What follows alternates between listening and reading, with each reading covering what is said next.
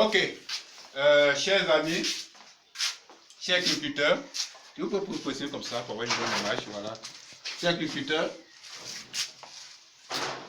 j'espère que tout le monde va bien et je souhaite vraiment longévité à tout le monde et que tout un chacun, en tout cas dans son business, dans son activité, tout ce qui est, comment on appelle élevage, en tout cas réussisse à tout le monde et que tout un chacun bénéficie, sinon que juste des retombées de sa ferme. Et en plus de ça, je vous dis merci beaucoup merci beaucoup à tous ceux qui me suivent sur YouTube. Voilà, ceux-là même qui font qu'aujourd'hui, beaucoup de personnes me suivent sur les réseaux sociaux. Voilà. Et comme ça, vraiment, ça me fait vraiment plaisir. Voilà, plaisir. Actuellement, c'est tout le monde qui m'emploie. Tous les éleveurs du monde entier m'emploient. Voilà, donc je travaille pour tout le monde. Si vous avez un petit souci, vous pouvez m'appeler, disons, au 57 65 28 59. Que tu sois au Cameroun, au Sénégal, au Gabon, au Niger, partout dans le monde entier. Je suis au plus 225 57 65 28 59. D'accord? Voilà. Donc, vous voyez un peu, aujourd'hui, nous allons échanger sur différents points. D'accord? D'abord, concernant le business plan. Le business plan, c'est une étude qui permet, qui définit les montants de qu'on doit injecter dans une activité. D'accord? Voilà. Ici, nous sommes à l'élevage de lapin. Donc, dans l'élevage de lapin, c'est-à-dire le fonds d'investissement, le fonds de développement, l'amortissement, etc., etc. Mais n'oubliez pas, je vous rappelle qu'il y a deux types d'études. Il y en a deux.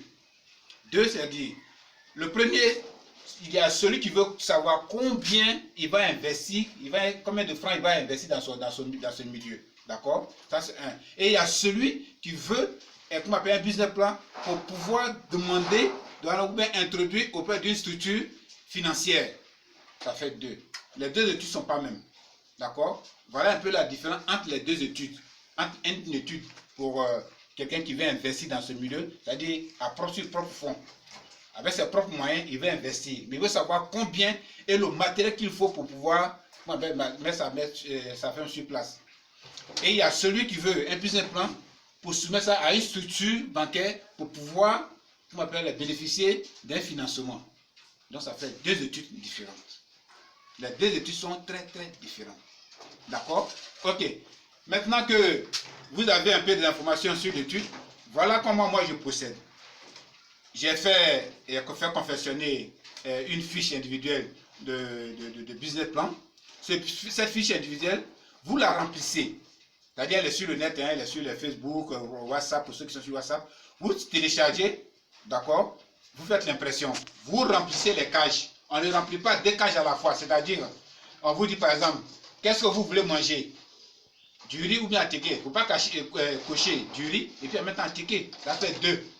Voilà. C'est comme si on vous demandait quel est le rythme que vous choisissez. Il ne faut pas mettre rythme semi-intensif et puis extensif. On choisit seulement qu'une seule case. Cette information que vous allez nous donner, ou même me donner, me permet en même temps ça fait votre devis descriptif. Vous remplissez la fiche, c'est en même temps votre devis descriptif. C'est sur ce devis descriptif-là que je m'appuie pour pouvoir faire vos études. D'accord? Donc réfléchissez bien. Voilà, pour ne pas mélanger certaines choses.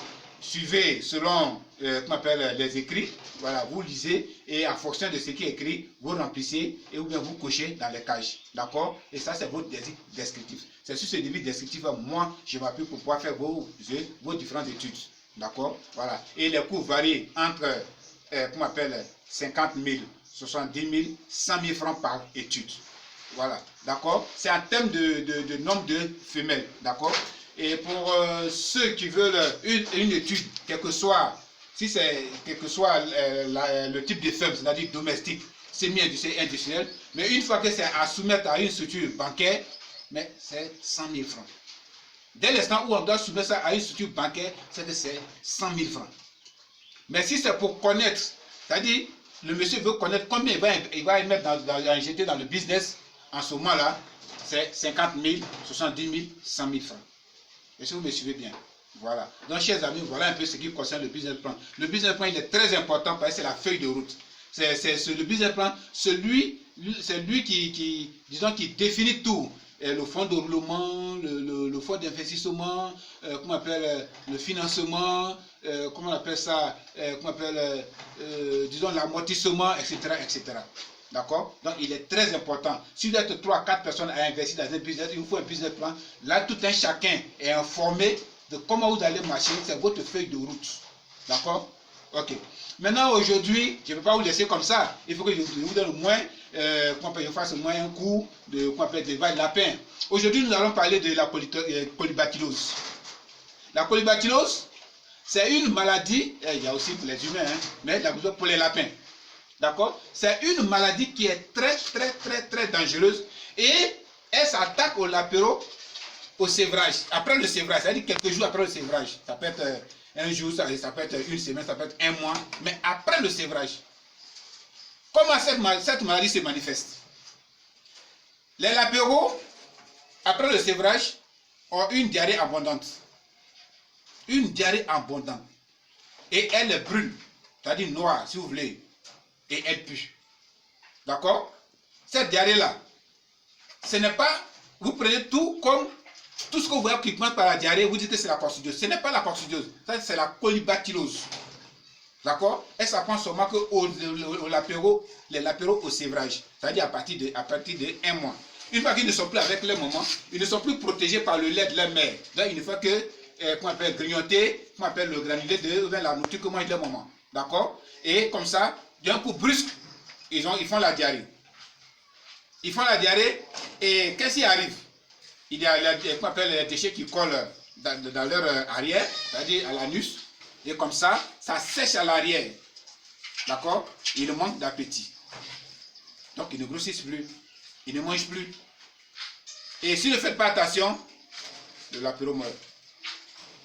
Il meurt. Mais attends, quels sont les symptômes? C'est la diarrhée, il manque d'appétit et c'est la mort qui s'ensuit. Ce sont les symptômes. D'accord? Une diarrhée abondante. Maintenant, qu'est-ce qui provoque cela? Qu'est-ce qui provoque cela? C'est le surpeuplement. Le surpeuplement, c'est, par exemple, dans une cage comme celle-là, il devait avoir, par exemple, 8 lapéraux. Et du coup, vous mettez 12 lapéraux. C'est un sous-peuplement. Un surpeuplement. Ils sont nombreux dans la cage. Ça peut provoquer la colibacillose. Ça, c'est un. De deux, la nourriture malsaine. Ou bien une transaction alimentaire mal faite. Ça peut provoquer la colibacillose. J'espère que vous me suivez très bien. Ça peut provoquer la colibacillose.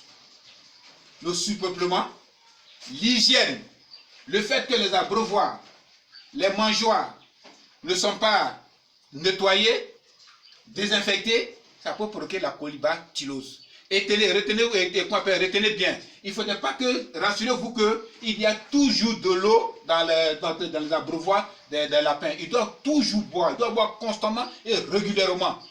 Sinon, quand ils ne boivent pas régulièrement et constamment, comme il se doit, ça peut provoquer la colibacillose. La colibacillose, les lapins naissent avec. Ça est en eux. Mais il faut quelque chose pour déclencher ça. C'est quoi? Le manque d'hygiène, le surpeuplement, d'accord? Et qu'on appelle la nourriture malsaine. D'accord? Voilà des différents, qu'on appelle les symptômes, ce qui peut amener un lapin à mourir de la colibacillose. D'accord? Voilà. Maintenant, qu'est-ce qu'il faut pour pouvoir les traiter? La colibacillose est traitée est soignée par les antibiotiques. Il faut faire des antibiotiques à ces lapins-là qui ont la colibacillose. D'accord? Des antibiotiques forts. Ok?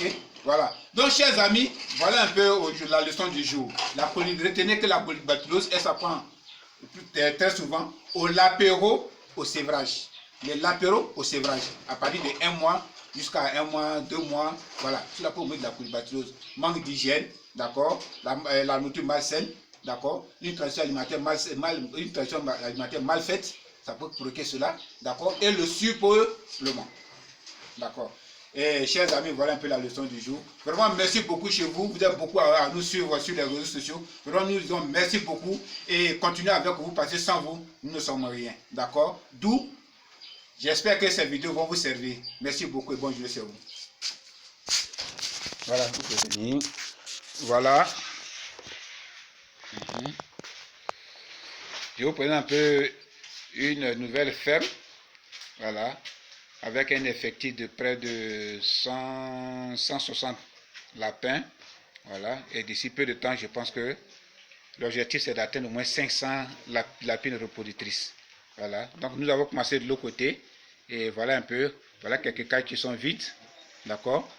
Et là, nous avons une partie. Voilà. Qui est ici. Voilà. Ok. Merci beaucoup et bonne journée chez vous.